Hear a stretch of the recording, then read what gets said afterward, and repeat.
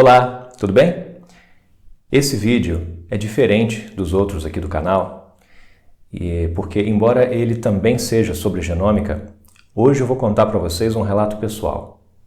E, portanto, eu não escrevi roteiro. Tudo que eu vou falar aqui é de improviso e é um assunto que é muito importante. Esse vai ser um vídeo muito importante para o canal também, mas mais do que isso. Ele vai ser um vídeo importante porque ele tem uma missão social. Ele tem um objetivo de chamar a atenção para um tema muito importante, que eu sei que vocês também vão entender quando eu contar. Eu vou compartilhar com vocês como eu fiz o diagnóstico de uma doença no meu próprio filho em casa com um teste genético. Eu que não sou médico, né? Então, quando eu estou dizendo eu diagnostiquei, é porque eu descobri qual era a doença, mas os médicos confirmaram esse diagnóstico depois, ok? Então, eu vou dar um breve contexto. Essa história é longa, ela é cheia de detalhe, mas eu vou resumir muito aqui para que o vídeo não fique muito longo. Então, vão faltar alguns pedaços que eu posso contar melhor depois, talvez em outros vídeos ou de outras formas. E qualquer coisa vocês podem colocar aqui nos comentários também, ok? O meu filho, Benjamin, tem 8 anos de idade e 2 anos atrás eu fiz em casa, com um teste genético, o diagnóstico dele de fibrose cística. Essa doença é uma doença genética e que faz parte da lista de doenças do teste do pezinho. Ele fez o teste do pezinho, ele fez o teste do pezinho ampliado, que deveria ter diagnosticado essa doença nele, mas não diagnosticou, veio um falso negativo. A gestação do meu filho foi muito tranquila, ele nasceu exatamente na data provável do parto, 40 semanas exatas, sem planejamento, foi parto normal e foi tudo certo. E a gente não sabia até então, ninguém sabia que ele tinha, né, a fibrose cística, mas ele nasceu com uma condição que se chama ilho meconial. Foi descoberta no 2º dia. Depois eu conto melhor os detalhes para não alongar. Mas foi descoberto no 2º dia, teve erro de diagnóstico, teve pedidos nossos que foram negados, e isso num hospital de referência. Eu não vou citar o nome do hospital aqui, mas é um dos hospitais mais conhecidos de Belo Horizonte e um dos hospitais de referência do país.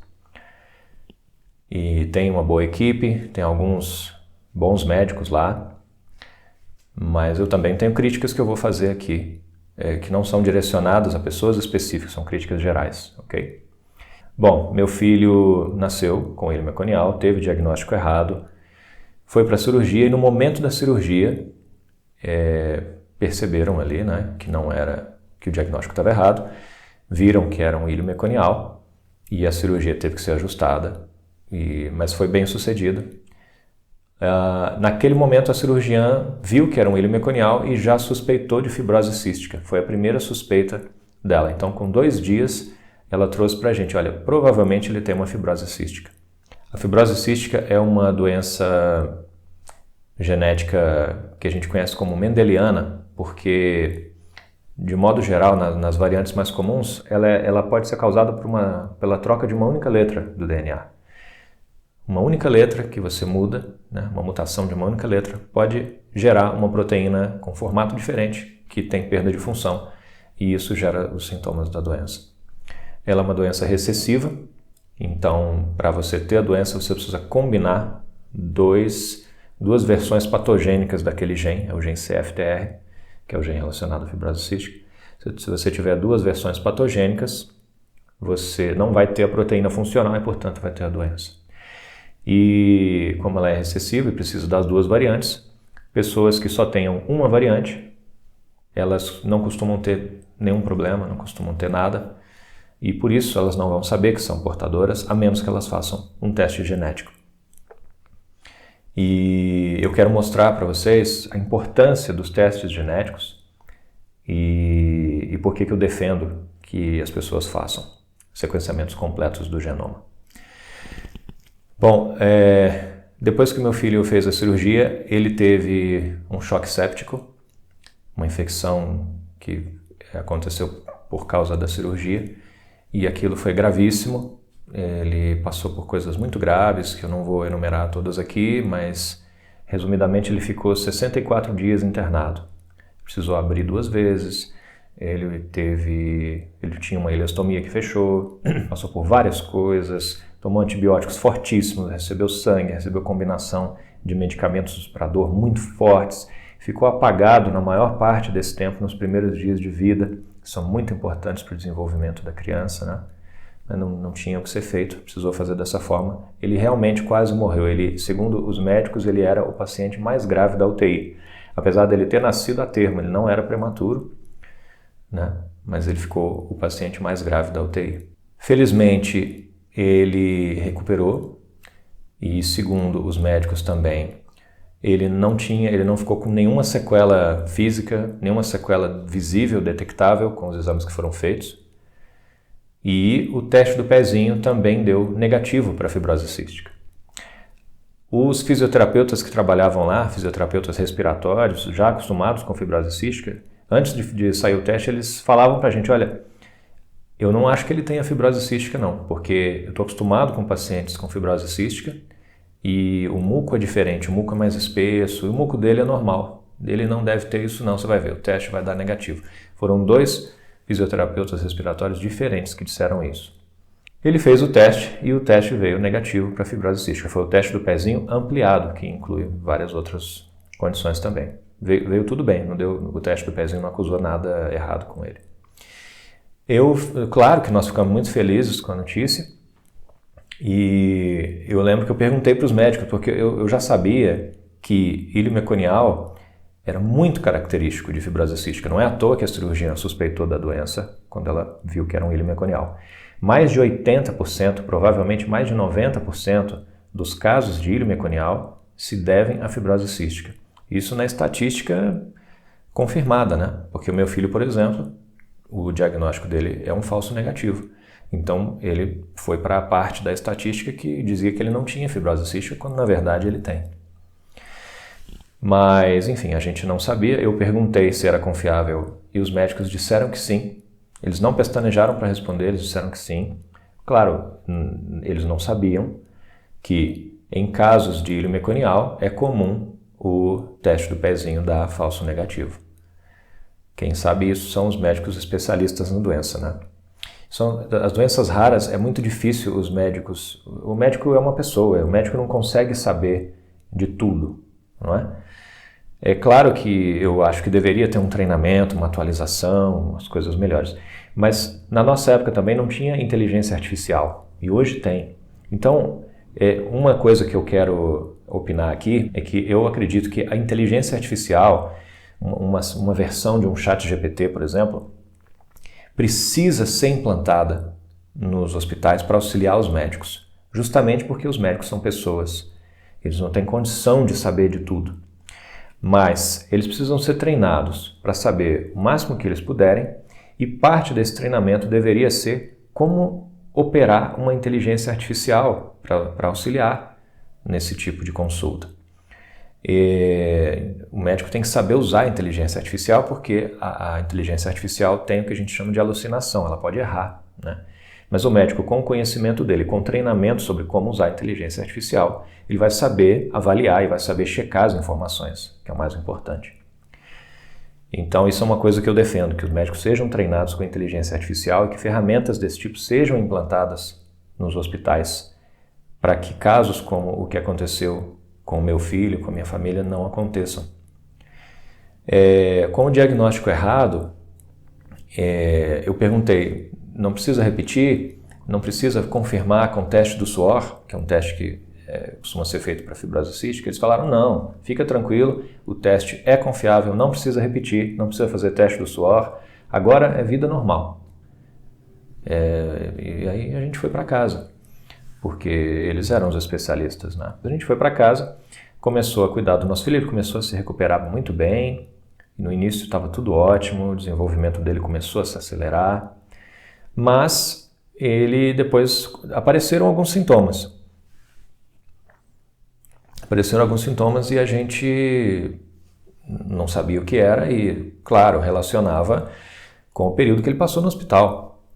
Ele passou muita coisa lá Uma coisa que eu perguntei também foi se, por ele ter tomado muitos antibióticos, né, recebido sangue, muitos remédios, o leite materno que ele tinha que tomar na UTI tinha que ser pasteurizado, quando não era leite materno era complementação com fórmula, ou seja, claramente a flora bacteriana dele, do intestino, era alterada, se é que existia, né?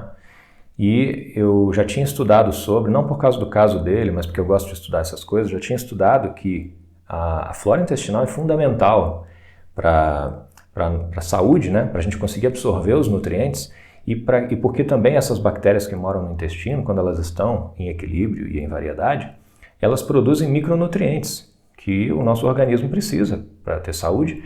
Inclusive tem uma ligação muito importante do microbioma intestinal com as funções mentais, psicológicas.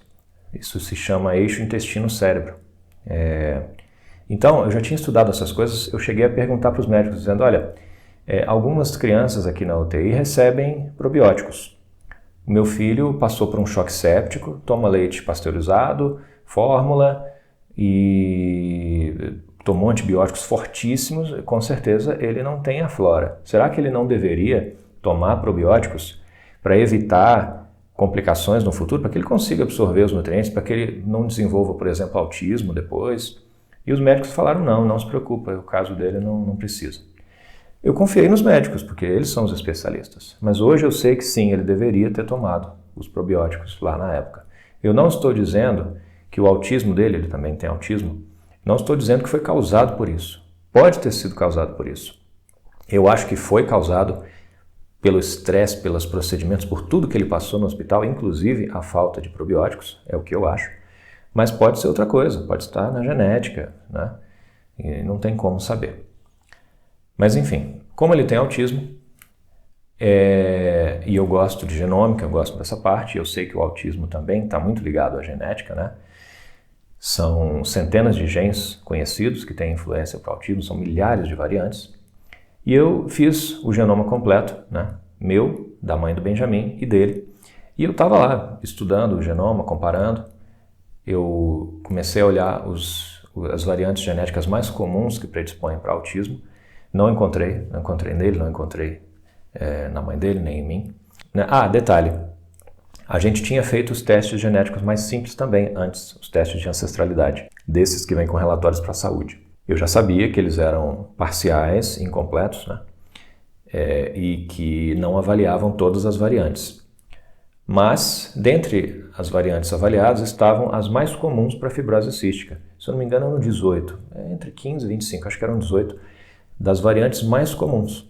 E nem eu, nem a mãe do Benjamin, e nem ele tínhamos nenhuma dessas variantes mais comuns. O que deixou a gente mais tranquilo, porque, bom, o teste do pezinho deu negativo. Os fisioterapeutas que estão acostumados com isso não achavam que era fibrose cística. Os médicos falaram que era confiável, que não precisava repetir. E um teste genético, por mais que não fosse completo, mas ele avalia as principais, e essa é uma doença rara, né? Então, ela é uma doença rara, a prevalência dela é de 1 a cada 10 mil nascidos vivos no Brasil, o que significa que 1 a cada 50 pessoas tem uma variante patogênica, né? Assim como eu tenho, assim como a mãe do Benjamin tem, 1 a cada 50 pessoas tem. Você que está me assistindo, pode ser que tenha. Se você não tiver essa, você com certeza tem outra variante patogênica para outra coisa, porque todas as pessoas têm. Então, por isso, mais uma importância de fazer um sequenciamento completo do genoma para saber quais são as variantes que você tem e onde é que elas estão. Para você poder cuidar da sua saúde, para você prevenir o que for possível de prevenir e para você poder fazer um planejamento concepcional, um planejamento de uma gravidez para que os seus filhos não nasçam doentes, certo? Então, bom, eu estava investigando a genética para autismo quando eu resolvi dar uma olhada nessa parte da fibrose cística. E assim que eu abri isso numa ferramenta que você consegue ver todo tipo de variante genética que você tem em cada gene, por exemplo, eu abri o gene CFTR e lá estavam, para o Benjamin, para o meu filho, duas variantes patogênicas. São variantes recessivas, então para desenvolver a doença você precisa ter duas. As variantes que ele tem são diferentes, mas as duas são patogênicas e elas estão no mesmo gene. O que significa que, embora a gente tenha duas fitas do genoma, né, e portanto se uma das fitas estiver produzindo uma proteína defeituosa, a outra fita pode compensar isso. É por isso que essa doença é recessiva. As pessoas que carregam uma variante patogênica têm a outra variante boa para compensar. Então eu não sinto nada, não tenho sintoma, a mãe do Benjamin também não. Mas o Benjamin tem a combinação das duas variantes patogênicas nesse gene. De modo que as duas proteínas que ele produz, as duas versões dessa proteína CFTR que ele produz, são defeituosas. E por isso ele não tem a função dessa proteína no organismo e ele tem a fibrose cística. Assim que eu vi, foi um susto, porque eu não esperava ver, já que a chance era pequena de encontrar, mas por outro lado ele tinha tido ele meconial, então é por isso que eu fui lá olhar. E lá estava essa combinação de duas variantes patogênicas diferentes no mesmo gene. Isso se chama heterozigose composta. Né? Heterozigose porque são variantes diferentes, composta porque as duas são patogênicas e, portanto, causam a doença. Assim que eu vi, eu já sabia, aí eu entendi, explicou tudo o que ele tinha. Eu só não sabia ainda por que o teste do pezinho tinha dado negativo, mas eu sabia que era possível dar falso negativo. Então eu mostrei para a mãe do Benjamin, ela também é da área da saúde, e eu expliquei, ela entendeu imediatamente e sugeriu que a gente fizesse o teste do suor. E eu já tinha pensado nisso também, concordei na hora. A gente foi fazer o teste do suor e confirmou que ele tinha. O teste do suor também deu alterado. E aí a gente foi encaminhado para a equipe do Hospital das Clínicas, da UFMG, aqui em Belo Horizonte, que é uma das duas equipes de referência internacional para a doença aqui em BH. Né? Dependendo do semestre que a pessoa é diagnosticada, ele vai para uma das equipes. E aí eles confirmaram o diagnóstico e ele começou o tratamento. Ele felizmente não tem sintomas respiratórios, pelo menos não ainda, a gente espera que assim continue, mas ele tem sintomas gastrointestinais, ele tem uma insuficiência pancreática grave e por isso ele precisa tomar enzimas para digerir os alimentos. Mas fora isso ele está muito bem de saúde, ele não tem problemas graves. E daqui a pouco, quando os moduladores gênicos incluírem uma das variantes que ele tem, ele vai poder começar a tomar os moduladores gênicos, que são medicamentos modernos que desentortam essa proteína e fazem ela ficar funcional, recuperam pelo menos parte da função. E com isso evita que a pessoa piore, evita que a doença progrida, né, da forma que ela progrediria se não tivesse isso. Outra coisa que a gente tem esperança de que aconteça é uma cura para uma doença genética que até pouco tempo atrás era coisa de ficção científica, mas hoje já existe. Eu não sei se vocês viram, mas pouco tempo atrás foi lançada a primeira cura para uma doença genética, para duas na verdade. Uma mesma alteração no genoma pode curar anemia falciforme e talassemia beta.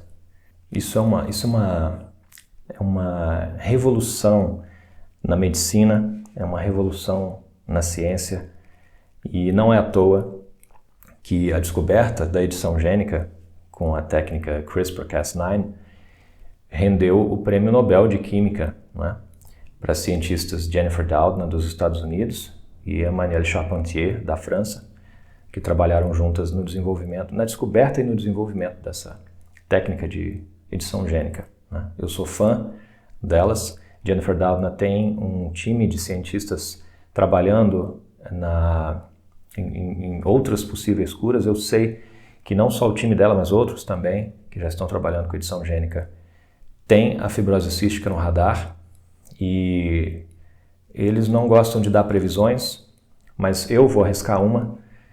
Eu tenho acompanhado essas notícias e, claro, eu posso estar errado, né? Mas eu diria que dentro de 5 anos a gente provavelmente vai ter uma cura para a fibrose cística.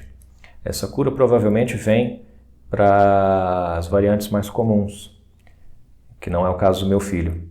Mas eu acho que não demora muito para que eles incluam as outras, especialmente quando são variantes mendelianas, né? Troca de uma letra única. Então eu arrisco dizer ainda que com outros 5 anos, ou seja, daqui a uns 10 anos, é provável que exista uma cura genética para o que o meu filho tem. E isso é maravilhoso. Então eu torço para que isso aconteça. Enquanto isso, a gente está lutando para que ele tenha acesso aos moduladores gênicos. E eu queria contar essa história aqui porque, enfim, ela é muito importante para nós, claro, mas muito importante para a sociedade. Porque tem alguns fatores que têm que ser entendidos nessa história. O primeiro é que a gente precisa introduzir inteligência artificial e treinamento para que os médicos consigam usar essas tecnologias e dar informações pertinentes e cometer menos erros, né? Vejam bem, se eu e a mãe do Benjamin tivéssemos tido mais filhos, a cada gestação a gente teria 25% de chance de que a combinação fosse a mesma do Benjamin e a criança nascesse com fibrose cística. Por causa do erro no teste do pezinho e porque os médicos que não são especialistas em fibrose cística, os médicos que nos orientaram, não sabiam que é comum o falso negativo quando a criança tem ídro meconial. Nós demoramos 6 anos para diagnosticar nosso filho e ele passou muita coisa nesse período. Se o diagnóstico tivesse sido feito antes, ele teria tido o tratamento antes e não teria sofrido tanto. E nós também. Se a gente tivesse feito o teste genético antes, a gente já ia saber, não só do diagnóstico, a gente ia saber das outras variantes patogênicas que a gente carrega, a gente ia saber, enfim, a gente ia poder prevenir muita coisa. E não só nós. Eu repito, todas as pessoas têm variantes patogênicas. A questão é quais são e onde estão. Então, eu defendo que o SUS faça no Brasil o que outros países já começaram a fazer, que é implementar o sequenciamento completo do genoma, ou pelo menos do exoma, para todo recém-nascido. O Reino Unido já começou com um estudo piloto, com a intenção de implantar. Eu tenho certeza que o estudo vai ser bem sucedido, eles vão fazer isso, porque é muito simples. Algumas pessoas vão levantar a questão financeira. Mas isso tem um custo, como é que vai ser coberto e tal? Primeira coisa, esse custo vem caindo. Mas mesmo que ele não caia, mesmo que ele parasse de cair agora, mesmo com o preço atual, ele não teria um impacto financeiro no orçamento, um impacto negativo, ele teria um impacto positivo. Sim, haveria um custo para fazer esses sequenciamentos, mas esse custo ia gerar uma economia muito grande depois. E, primeira coisa, quando você coloca para fazer de todo mundo, você ganha em escala, então o custo diminui. Segundo, quando você diagnostica as doenças logo de cara, além de diminuir o sofrimento, além de melhorar a qualidade de vida das pessoas, você reduz os custos também, porque você otimiza os tratamentos. Você pode fazer tratamentos preventivos para evitar que as pessoas desenvolvam as doenças ou para minimizar os sintomas delas, e os tratamentos preventivos custam menos do que os tratamentos corretivos, né? E mais importante do que isso, todo recém-nascido fazendo, ele vai saber o que tem que ser feito para prevenir. A família vai saber. Mas todas as pessoas fazendo, elas vão poder usar essa informação que hoje nós somos a primeira geração que tem acesso a isso e a gente deveria aproveitar e fazer para fazer um planejamento concepcional, para planejar uma gravidez. Porque se todas as pessoas têm variantes patogênicas e elas fazem o sequenciamento completo do genoma, então elas podem comparar quais variantes elas têm e saber quais são as chances dessas variantes patogênicas se combinarem. E com isso elas podem tomar ações preventivas, certo? Então, eu recomendo, se você tem condições de fazer um sequenciamento completo do genoma, faça. No Brasil é caro, custa cerca de R$16.000 ainda, mas você pode comprar dos Estados Unidos, eles entregam no Brasil e você vai gastar cerca de R$2.500, R$3.000, isso se não tiver promoção, para fazer o seu sequenciamento completo do genoma com alta qualidade, qualidade clínica, para você poder fazer diagnóstico como o que eu fiz. Eu quero te pedir ajuda para compartilhar muito esse vídeo. Vai ajudar o canal, os outros vídeos do canal vão se tornar relevantes, mas mais do que isso, eu nem estou preocupado com o canal. Eu quero que o vídeo viralize para que o assunto chegue para todas as pessoas, especialmente para as pessoas da comunicação, que têm condição de espalhar mais ainda, e para as pessoas da área da saúde. E claro, para os políticos, para que a gente consiga pautar essa discussão na sociedade, para evitar que outras pessoas, outras famílias passem pelo que a minha família passou. Então, eu peço sua ajuda para ajudar a viralizar esse vídeo, compartilhar com o máximo de pessoas, coloque na sua rede social favorita, marca as pessoas mais relevantes da comunicação, da saúde ou políticos. Deixe aqui também o seu comentário, se você já passou por alguma coisa parecida ou se você conhece alguém que passou por algo assim, se você se preocupa com esse tipo de assunto e deseja que o sistema de saúde melhore, ou se você conhece alguém que tem fibrose cística ou outra doença genética, enfim, faça perguntas, mas o mais importante é ajudar a compartilhar o vídeo. As curtidas também ajudam, inscrição no canal ajuda, mas compartilhar é o mais importante. Então compartilha em todos os lugares, compartilha no Facebook, no Instagram, no TikTok, no WhatsApp, no Twitter, no LinkedIn, boca a boca, conversa com as pessoas, sabe? Comenta desse vídeo, me ajuda a espalhar para o máximo de pessoas possível. Se você é jornalista, ou outro profissional de comunicação, ou conhece alguém que seja e que tenha condições de ajudar a espalhar esse vídeo, colocar na mídia, eu estou à disposição, contem comigo, o que eu puder fazer para ajudar a avançar esse ponto e pautar esse assunto, eu vou fazer. E eu preciso da sua ajuda para a gente conseguir chegar lá. Muito obrigado.